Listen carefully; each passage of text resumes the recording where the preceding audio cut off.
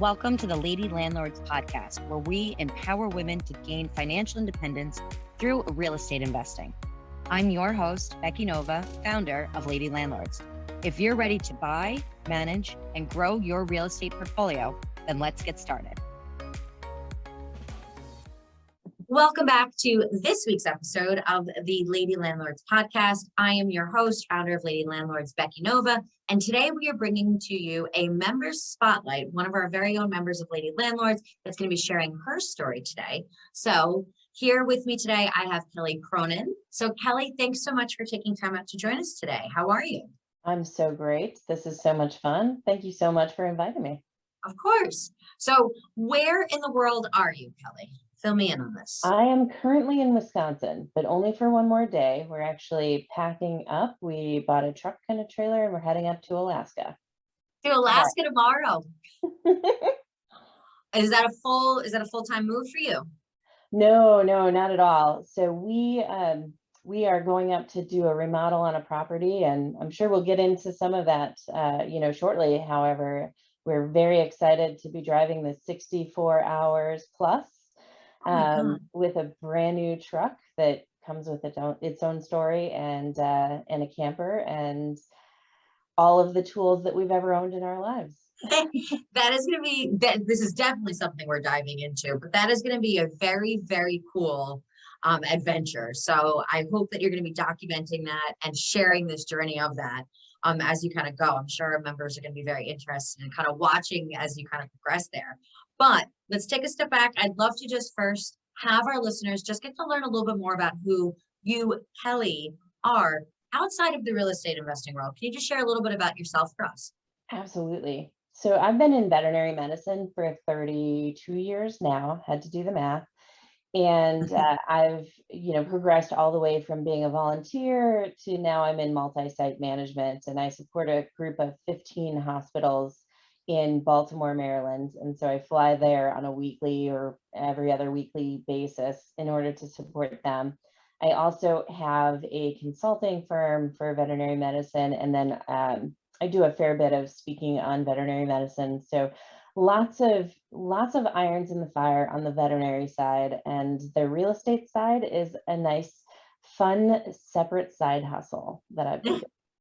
Would you ever make the real estate investing like the full-time thing and leave veterinary medicine, or you're already shaking your head yes? Yeah. So part of the thought process is that in veterinary medicine, unfortunately, there is not a lot of income. It's definitely a situation where for the vast majority of my career, I've made, sub $20 an hour. And that's with four-year degrees. And so it's definitely been a situation where I've known that I needed something else in order to get to the point of being able to retire, and in order to get to the point of, being able to break from veterinary medicine.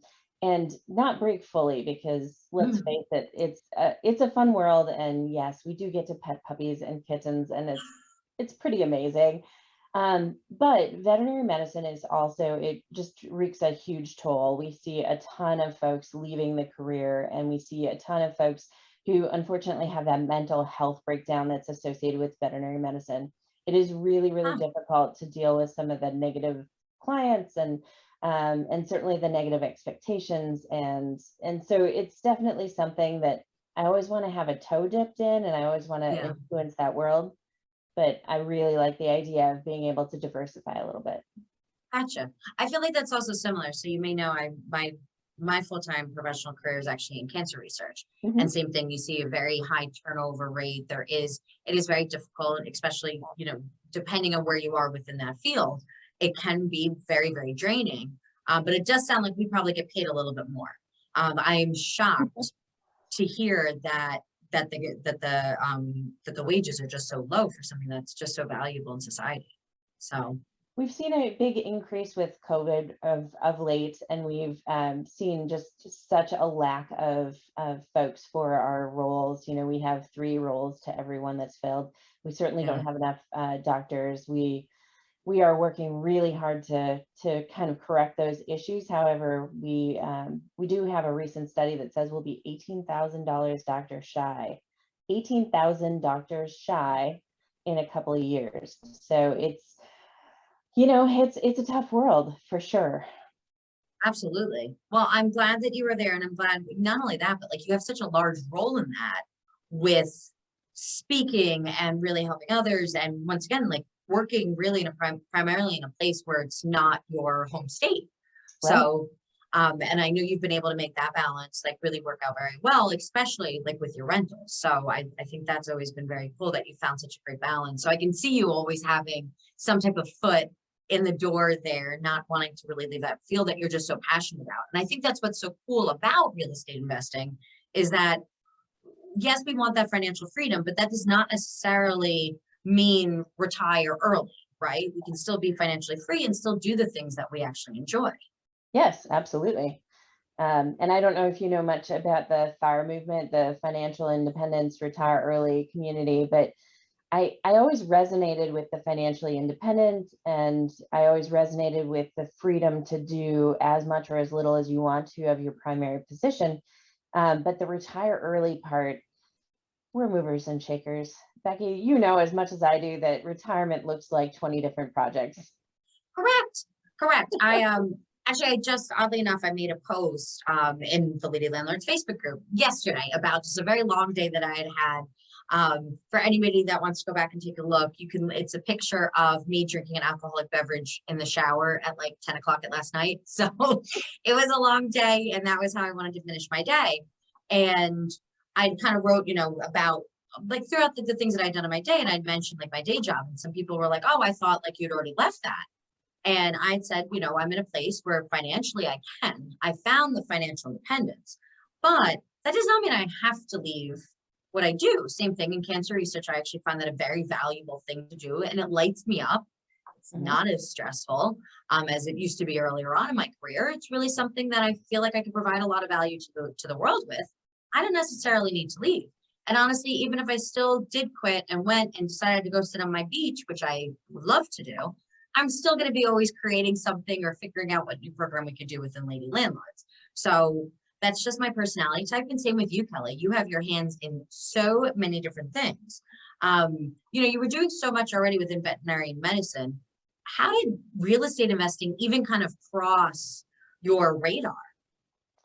So it actually crossed our radar quite a while back. We were moving up to Wisconsin, my ex-husband and myself, and in moving up to Wisconsin, we had a house in New Mexico that was actually on a land lease. And for those of you who don't know what that is, it's actually leasing land through the government from an Indian tribe, so from a Native American tribe. And that land lease makes it very difficult to actually sell a place. But there's so few places that are really affordable around Santa Fe, New Mexico, that it was an appealing place for people to rent. And so I was able to rent it for many years. And when it became just a little bit too difficult to keep it up because it was so out of, so out of the main Santa Fe area, that I looked around for someone to buy it. I actually did that on a land contract, which kind of got this whole ball rolling. It opened my eyes to the idea of what a land contract could look like. It opened my eyes to what seller financing could look like. And it opened my eyes to what there was in terms of gains from any kind of leasing situation. And I think that, prior to that, it just hadn't really crossed my mind as much as it probably should have. And it's a fantastic way of making sure that that you have some wealth built towards your mortgage, that you can double down on your mortgage. Just a really great way to hack where you live. I love that. So, and how did New Mexico kind of come across like your radar for this? Right. So I will tell you that I've lived in Wisconsin long term. I've lived in Alaska long term and New Mexico long term. Those were all just life adventures, different things to do. And when I was younger, I actually traveled with the horse show circuit. So I've at this point been in every state for at least 2 weeks, which is something to think about if you've never. Well, what's a horse show circuit? I'm a Horse New Yorker, sure. right? We got a couple of horses running around Central Park, but outside of that, horse show circuit is definitely something that the city girl does not know much about. Yeah, so there's a lot of different showing disciplines, and one of those showing disciplines is called hunter jumper, where you jump over fences, Mhm.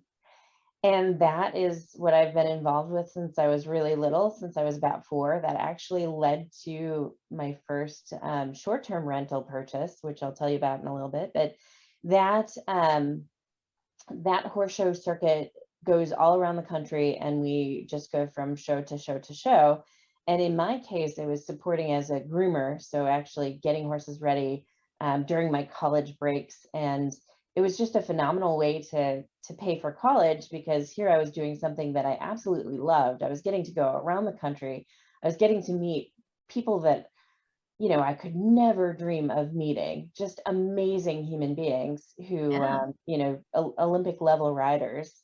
In fact, I was working for an Olympic level rider, Laura Crowd, at the time, and it was just an incredible way to spend my summers and uh, see the world a little bit. That is very cool. And then once again, that is a great claim to fame to have spent so much time in so many different states. That is very, very unique. So, okay, so that's how you kind of came across New Mexico and that opportunity. So you already talked about then that land lease, right? Mhm. So you said that that was where basically you were able to use that property that was on the reservation.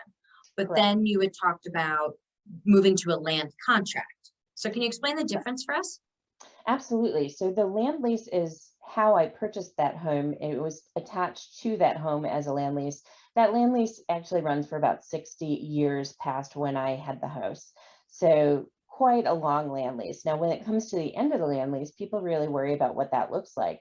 But Hmm. generally, the way that that works is the government either renews that contract with the Native American tribe, or they purchased the land that was associated with it at fair market value.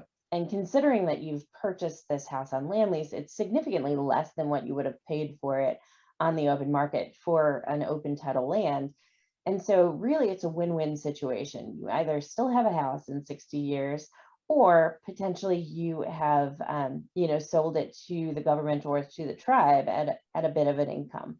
And so regardless of that, that's how the land lease works. Now, the land contract is actually also referred to as owner financing in a lot of places. And what that means is that, as opposed to having an outstanding loan with a bank for a piece of land, which is really tough when you have an alternative type of titling for your house, as Hmm. opposed to that, the seller actually provides the financing for that. So I actually carry the note until it's done. I get the interest that's associated with it. A lot of times, the biggest hiccup with that is that most banks won't allow you to carry a first mortgage and land contract your land to the next purchaser. So Hmm. in this case, I had to make sure that they put enough down to be able to pay off my entire first note, so that I didn't have a mortgage that I was carrying, and then I carried their mortgage for the remainder of 10 years. Gotcha. So that was your introduction into real estate investing? Correct. Yes. Yeah. How did you sort all that out, learn about all these different things? Was it just kind of like step by step, kind of just learning as you went here? Or was this something that you went into saying, hey, I need to get educated because this is something I want to do? Well, so I actually got a little bit of education just from someone making a for sale by owner financing uh, play at the house prior to that. So she wrote me an email. She gave me two really good options. Hmm. They were both a little bit lower than what I was looking for from the house, because we had remodeled the house.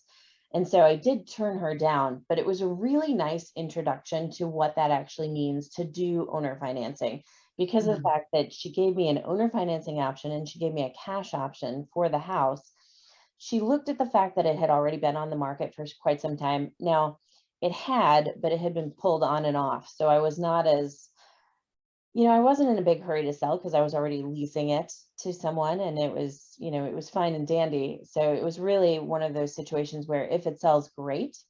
Hmm. But having had that interaction, it really told me that I needed to look a little bit deeper as to what that looks like, and potentially look at that as a way of actually making that house a little bit more attractive to buyers. And so when the next offer came in, and they were having a little bit of a hard time because they didn't have a full down payment, and they were having Hmm. a hard time getting any kind of financing, that allowed me to propose to them, hey, this is what owner financing looks like, and this is what I'd be prepared to do. Let's talk a little bit about that. So seller financing, explain how that would typically work. Absolutely. So generally how that works is you'll use either a legal attorney or your title company can actually help you set this up. And what I'd say is that if it's pretty straightforward, what you really want to do is make sure that they put enough down that it's covering any of your costs so that you can get out of whatever first mortgage that you have, and so that you can cover closing costs, things like that. You just don't want to be out of pocket to do an owner financing deal. And then you want to look at what that money would be doing for you if it were, say, in the, in the stock market or something along those lines. So generally that 8%. Now, you're probably not going to get a full 8%, but you can, really play with that as to where you feel comfortable letting that sit as your, as your sale goes through and as your continued payments go through. And then it's generally going to be a little bit shorter time frame than what you'd normally be looking at for, a full mortgage, 30-year type of thing. And so in seller financing, a lot of times it's for 5, 10, 15 years, something along those lines. And then the other thing with that is that it's generally at a little bit higher sale price to capture the fact that that owner carries a little bit more, just a little bit more volatility if somebody stops paying. Now, the carry it all is that if someone stops paying on a land lease, that real estate actually immediately returns to you as an owner. So you immediately, like after like one default? No, generally your contract will say, this is how many times they default before that happens. But at the end of whatever that default is, then it comes back to you. Now, it might be in a little bit of a rougher shape. We actually required that our person carry full insurance on it. So if we got it back in rougher shape than what we, originally rented out to, or not rented out, but started the land lease with, then that insurance would cover bringing it back to the state that we, that we gave it to the new owner in. And Gotcha. so it's a little bit of a fail safe there, because you have this, this income coming in, you have this percentage on top that you get, and you're working towards, a higher sale price. And if they default, that property becomes yours again so that you can resell it at the original sale price. So that's kind of amazing as well.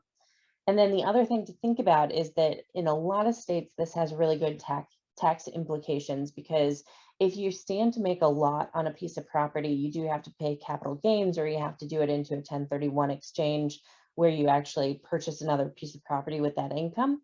And in this case, it streams out what you're actually getting so that the taxes can actually be offset by any kind of expenses that are associated with it. And it's more of a real estate deal. So I'll tell you that I don't know a lot about the tax implications because I have a very good tax person who does it on the side. And so I would say, if you're going to do this, definitely look at making sure that you have an accountant who can, reap the rewards of having done it. Right. What I love about seller financing is that there's a lot of flexibility within it. As you kind of mentioned, when you go traditional mortgage, right? There's a set, you get told what your down payment is. You get told what your interest rate is going to be. Cool. You can pick between, 15-year mortgage or a 30-year mortgage, right? Like, okay, Right. That's a choice. But in general, everything is very much more fixed. In seller financing, it does give the option for a buyer to have a little bit more flexibility, a little more, few more liberties than they would have going through necessarily traditional financing. But it also is beneficial to the seller for many ways. And you're right, the tax implications can really be very beneficial, especially for older sellers that aren't necessarily on a fixed income, that now all of a sudden are going to get a big bump in their income that year when they sell a property. This is really something that can really make a great difference for them and be very beneficial to a seller as well. So, and to a buyer. And for the buyer. Yeah, Yes. let's not keep the other thing to keep in mind there, or let's not forget, is that if you're really working to keep your cash flow a little bit more fluid, and if you're working to finance multiple properties, this is a great way to make make the cash that you have on hand for your operating cash go a significantly farther way. Correct. It does. And that's why, like, once again, it's nice to talk about some different strategies that are just kind of leaving the idea of like find property on MLS, buy through traditional lending. There Right. are different ways that we have to make sure that we are educating ourselves on. So that way we can kind of have all those different tools in our toolbox to be able to use. Yeah. So, all right. So first property then was this, and then you ended up selling it through seller financing, correct? Correct. And that was in New Mexico. Yes. Great. So now bought one property, sold one property. Where did we go from there? So next we moved to Wisconsin. I had a great opportunity to move up in a management role, and I just finished my MBA and my PHR and my VTS emergency critical care, my technician specialty. And so needed the next step up in terms of employment. I actually came back to work for a clinic that I started at as a volunteer when I was 15, 16 years Oh, old. wow. Great stuff. So fun. And in doing that, I found a piece of property that actually was incorrectly listed. It was on the market for more than a year. It was foreclosed upon. And I took a little bit of a chance. Everyone said that I was nuts, and bought this 100-year-old historic home, 5,500 square feet. It's enormous. It has 3 living spaces. It allowed me to really maximize what I had going on because my parents were actually able to move into the first floor for free childcare. So effectively, Nice. That's worth buying the house right there. Right? Right? I really rode that horse. And now we're riding it a little bit further because I actually redid a bonus room that's attached to this house in order to rent it out long-term to a renter. And so at this point, the vast majority of my, I think all but $200 of my mortgage payment is paid That's amazing. on a Let's talk. 5,500 square foot house. I know, which is also, once again, talking to a Amazing. New Yorker is crazy. I don't even know what I could do with all of that space, to be honest. Well, and also because we bought it on foreclosure, I bought it for $180,000 and it's worth $420,000 6 years later. So Amazing. That amazing. is fantastic. I want to talk about the foreclosure because you've done so many unique strategies within your real estate investing journey. So how did we find this foreclosed property? Yeah, Zillow is my friend. I will say that more often than not, Zillow is wrong. Realtor.com is probably your better one. However, I'm a tried and true lover of all things Zillow, and I tend to set my budget and then find what works in it, and then work through things systematically, just looking at what I can do with what I have. And I'll say that, as someone in a low income field, I've gamified the world of real estate each and every time that I bought. So in Santa Fe, I could not afford a $500,000 casita with one room, just couldn't do it. And so that's where I found that, that investing in Kitchity Lake, which is land contract. In Alaska, we found a side-by-side that was inappropriately listed. Here, found this giant historical home that was listed as a 2-bedroom. And the reality is that it's got 5 proper bedrooms, and then an efficiency off of the back with a kitchenette and a bathroom. And it's got 3.5 bathrooms. It has 2 kitchens, 1 kitchenette. So it's not a 2-bedroom. Like, whoever wrote that is crazy. But we had to do a lot of things to kind of make that work because it had sat for so long, because it didn't have a working heating unit. The foreclosed property.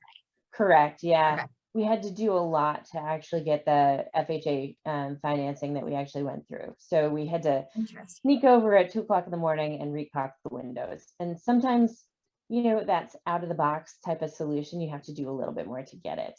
And I think that that's been something that has kind of been pervasive through all of my real estate journey. But once again, that's how you find such unique properties. That's how you're able to make kind of deals work that other people kind of can't, Because Yeah. then even to use then an FHA loan for a foreclosed property is very unique to be able to kind of do. How did that conversation go when you said to your lender, hey, I want to use this FHA loan, but I'm going to use it on a foreclosed property? Yeah, it went super well. Mhm. They gave me a list of all of the things that didn't meet the FHA standards, and I made either. Was that during the appraisal process Correct. that it came back? Okay. We just Yep. want to make sure. So you got your accepted offer, you got into contract. Now we're doing an appraisal and FHA. For an FHA loan, you always need an appraisal for, and there are just sometimes things that come back that an FHA loan will not close on. Yeah. So now after that appraisal, that's when you got your list of things that needed to be fixed, right? Correct. And so a few of those things we were able to kind of tick that list ourselves just by coming in and doing some outside work. And then a few Mhm. of the things we actually worked with the bank and asked them to write it into the loan. We increased the sale price in order to have the budget that the FHA required for those fixes. And so it worked out really well because, I got a house that really suited what I needed. It is the absolute perfect house for me. I mean, it has an art Yeah, room. It has like crazy stuff in it, that and sounds so cool. it has a pirate room. Yeah, it's so fun. And so What just is a pirate room? Can't just oh, say that and move on to another sentence here, Kelly. my daughter is all about pirates, and so we created a one of the little tiny spaces off the front of the house. It's not really a bedroom per se, but it has enough Mhm. room in it. So we created a little nook where there's a shipwreck scene, and we Aw, did some glow in the dark paint and painted a mural on the wall with all the dolphins and mermaids and craziness. And then we made a ship sail that goes up and down. We made a ship's wheel that turns. We went all 9 yards. Yeah, that was my yeah, first time framing a room, and it's still standing. So yay! very cool. That is awesome. I'm sure she must absolutely love that. That's so unique. Yes. Yeah, she has a Now, blast there. did you did you have any concerns doing work to get the house up to those FHA standards before closing? Because now you're putting money into a house that you technically don't even own. Right. And I think that there have been a couple of times now where, I've really wanted a real estate deal and I've put a little bit of work and a little bit of money into a house that I don't own and I've lost Mhm. out. Okay. And what I'll say is that a really good title company can very much save you in those situations. But I think sometimes, our company motto is the more you plan, the less you live. And I Hmm. think that it's a situation where if you really want something, you do a little bit of work to make it happen. And if it doesn't work out, man, you learned a lesson. You didn't get stopped. Right. And that's also where we are real estate investors. Investing means sometimes we have to take risks, right? We have to come up with, I really feel that like our main role as a real estate investor is almost problem solving, Yeah. right? We're always trying to come up with what the solution is to what we kind of see in front of us. And unfortunately, sometimes we lose out, right? We also have to do what we feel comfortable with. Some people might be listening to this episode being like, oh my God, there would no way I would do work on like a property I would own. But then also there's, okay, some people like yourself that are a little bit more comfortable with some of that risk and saying, hey, listen, if this is what's got to take to get done, I'm going to kind of put the faith into this, that's how it's going to work out. So, Now, one so I thing hear that that's I'll what you always hear. say is that I'm coming into each of these deals with a budget. So as much as I am all about not planning and living more, I do budget beforehand. I do look at my numbers beforehand. Mhm. And if I don't have a little bit of a comfort zone buffer, then I'm probably not going to enter into it. Now, a lot of my places, because they're so off grid, because they'll rent in strange ways. They have a big buffer. And so it's Mhm. fine if, say, our house in Utah is no longer considered a house and is built on a lot line and we have to tear down our little 250 square foot cabin. That's Aw, an acceptable loss. However, I think that a lot of people would feel defeated about that. And for us, we knew that the land itself was worth enough to be that buffer. And so that has been a situation where in each single deal that I've done, I've really made sure that I have that buffer. that's really smart. And that's a great way to kind of mitigate that risk. of Yeah. saying like, okay, let's put in this little bit of a stopgap here. And then you also, it sounds like you know very well where your comfortability level is on doing these projects, Correct. right? Mm-hmm. So, all right, so then now we got our foreclosed property, Yeah. right? Which sounds like a fantastic deal there. And I'm happy that it really ended up being just the perfect house for you and your family. So Correct. where did you go from there?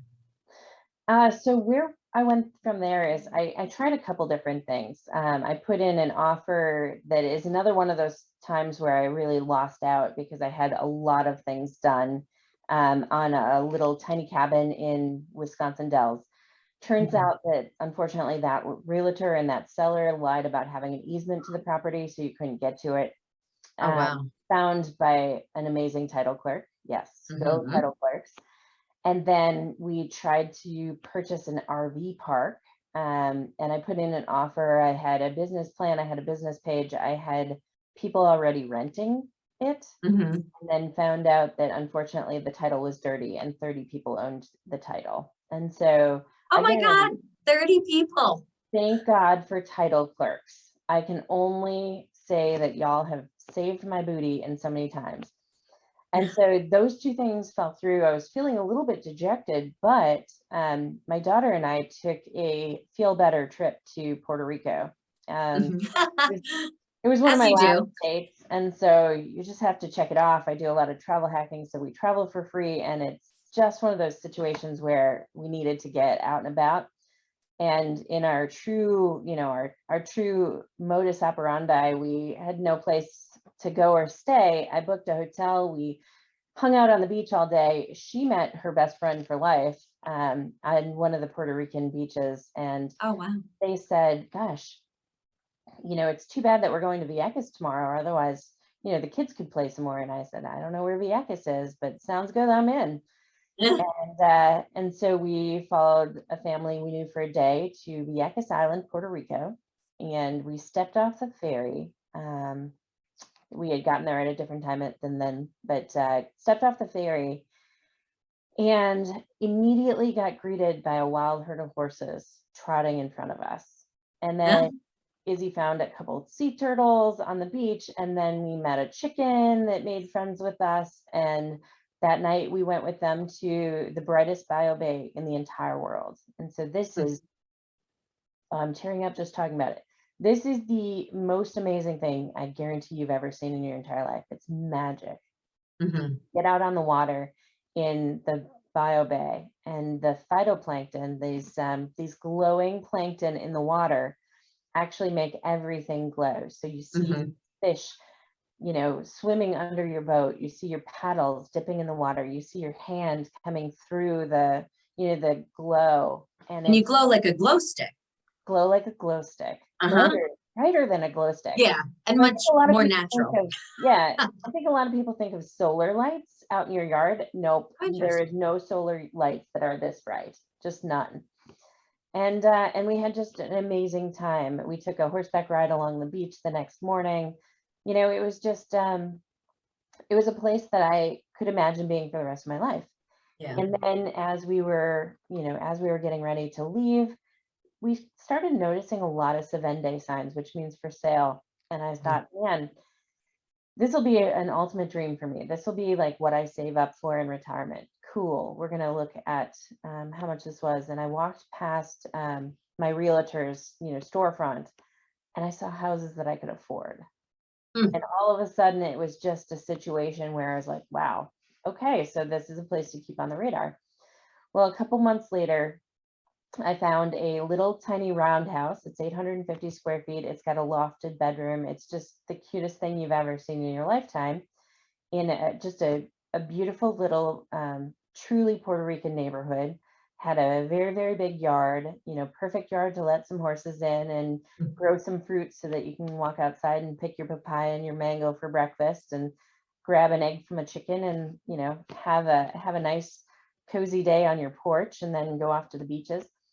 And having seen this little roundhouse, I reached out to the seller who had it listed for well over a year, Hmm. and sight unseen made an offer for seller financing, and we were off to the races, and I purchased a house in Puerto Rico.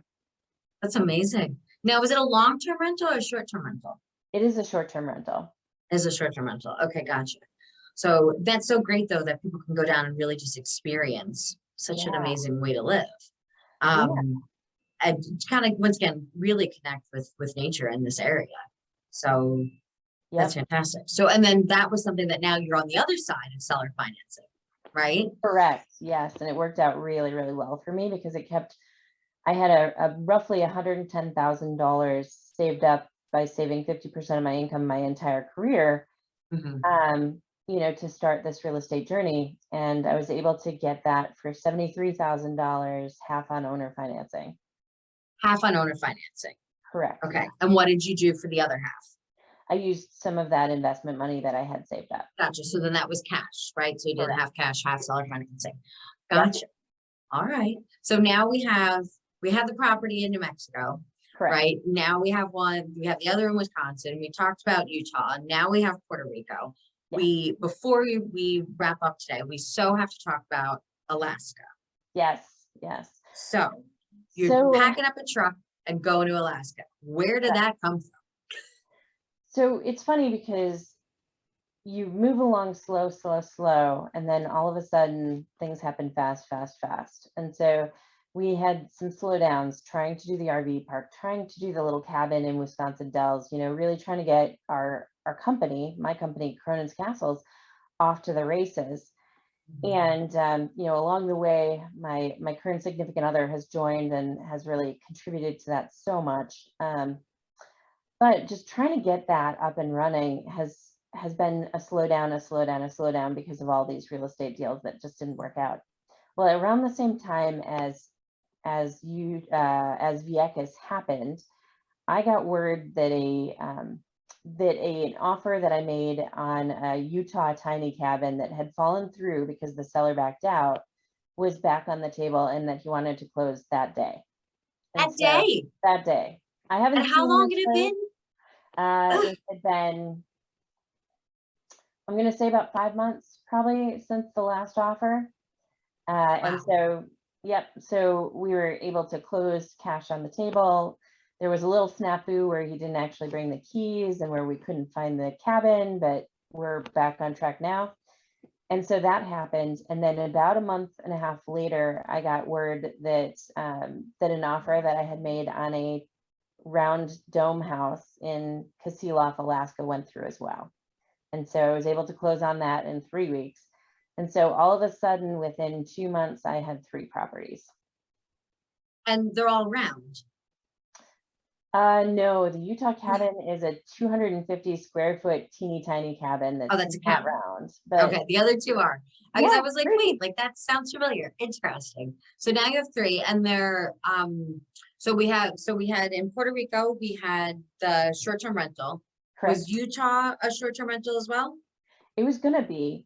We've since found out that we need to actually redo the Utah cabin because it was unpermitted and it was too tiny and it's on a lot Mhm. line.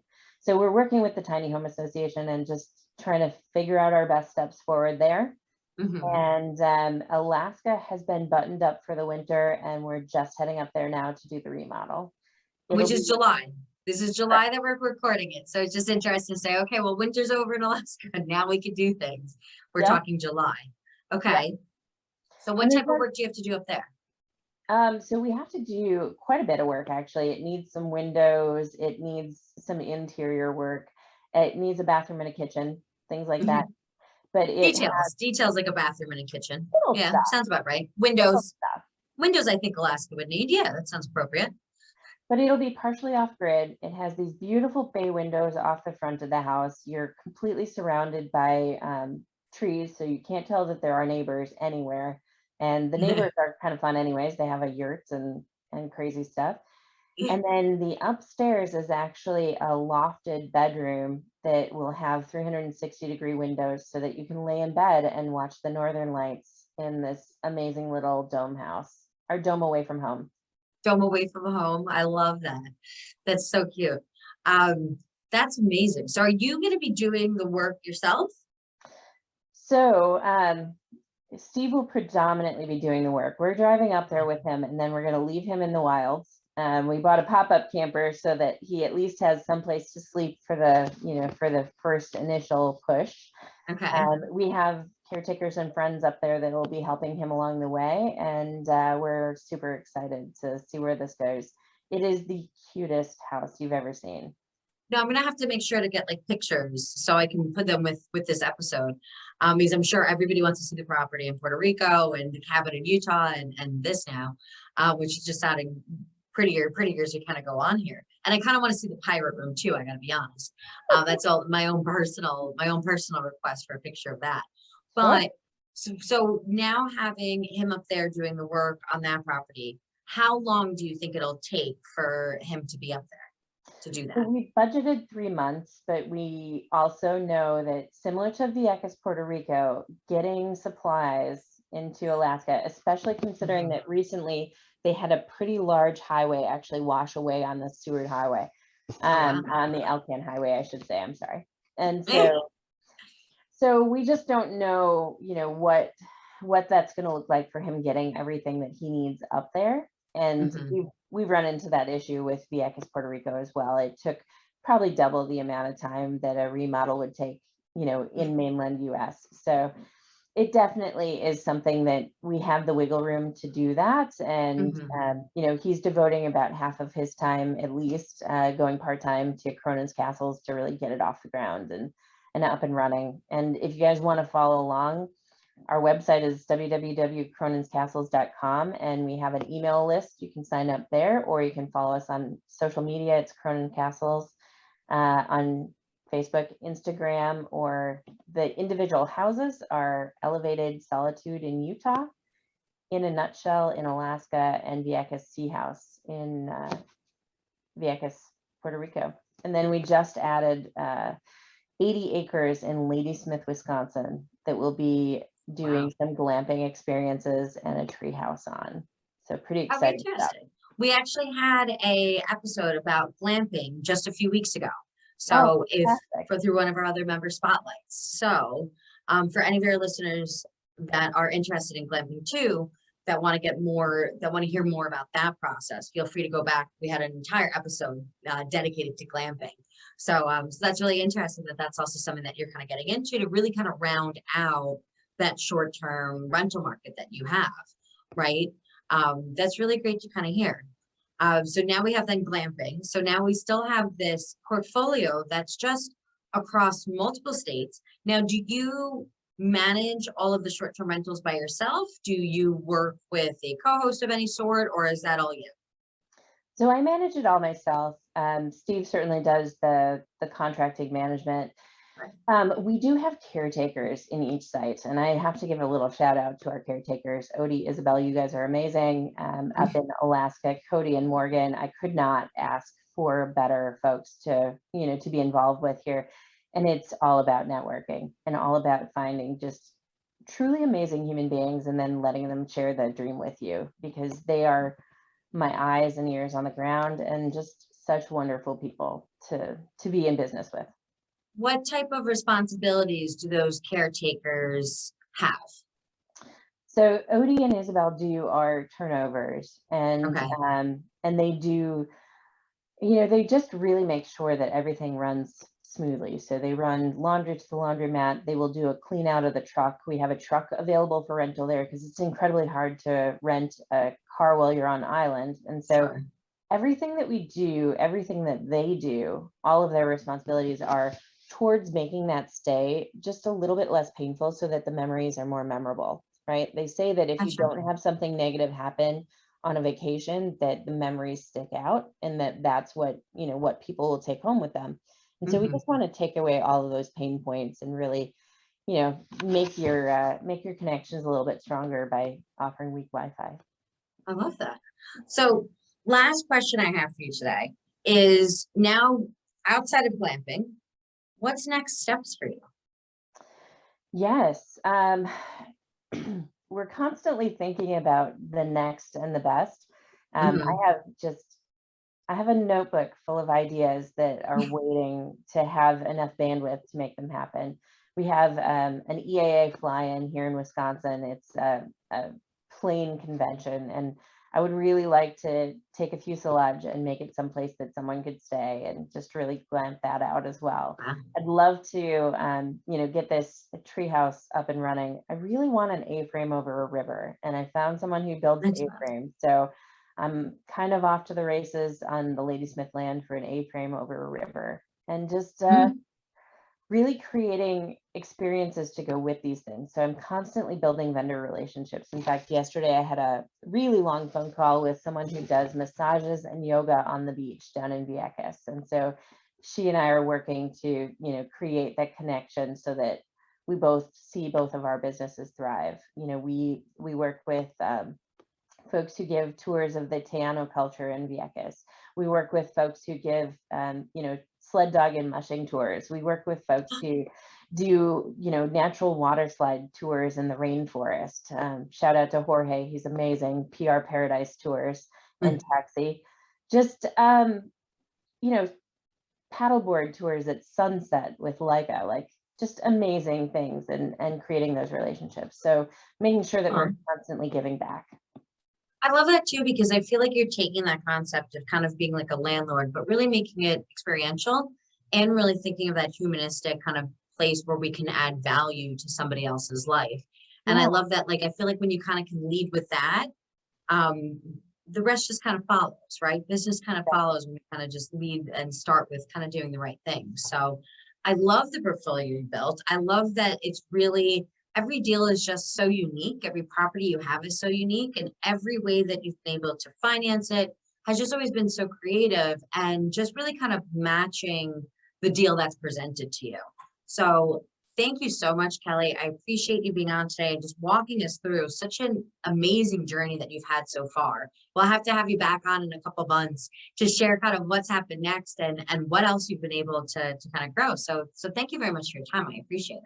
Absolutely. Absolutely. Thank you again for having us.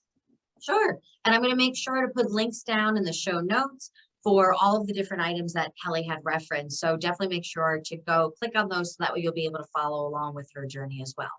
So Kelly, once again, thank you very much. Otherwise, to our listeners, please do make sure to subscribe wherever you listen to podcasts or on our YouTube channel, so that way you do not miss the next episode of the Lady Landlords podcast. We release new episodes every single Tuesday, and I hope to see you again next week.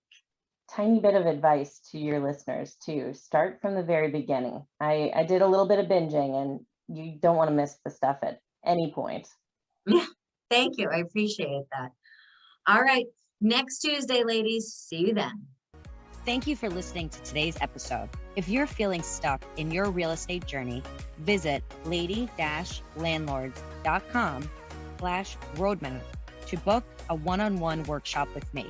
I'll help you determine your next best strategy. Or you could subscribe to our newsletter for exclusive tips and offers. Invest with confidence. Become a lady landlord today.